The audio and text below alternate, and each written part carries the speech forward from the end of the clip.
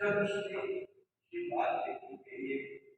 بھوک کی وجہ سے آئی ہے اور رو رہی ہے، اس کا دل سیج کیا، اس کے دل کے اندر رو پایا، اس نے توبہ کر لی اور اس کے پاس کہے کہ تم آج سے میری بہن ہے، جان نہیں ہے، عزت کے ساتھ واپس چلا جا۔ اچھا، حدیث میں لکھا ہوا ہے کہ اس کے بعد اس کا انتقال اسی وقت، یعنی اسی مجلس میں جب اس نے دیکھا اس کا انتقال ہو گیا ہے۔ اب اس کی جو ڈیڈ باڈی ہے جس کے باقی ہے وہ پڑا ہوا ہے، کیونکہ علاقے کا سب سے زیادہ بدماش، سب سے زیادہ بدکار اور زناکار کوئی شخص ہے۔ اللہ جل شانہ کی شان دیکھیے کہ اللہ تعالیٰ نے آپ کو بدل دیا، اور حدیث میں لکھا ہے کہ اللہ جل شانہ نے اس کی طہارت کے بارے میں لکھ دیا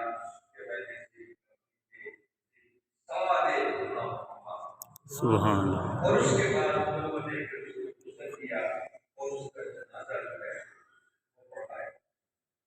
کتنی اچھی بات ہے کہ جس وقت یہ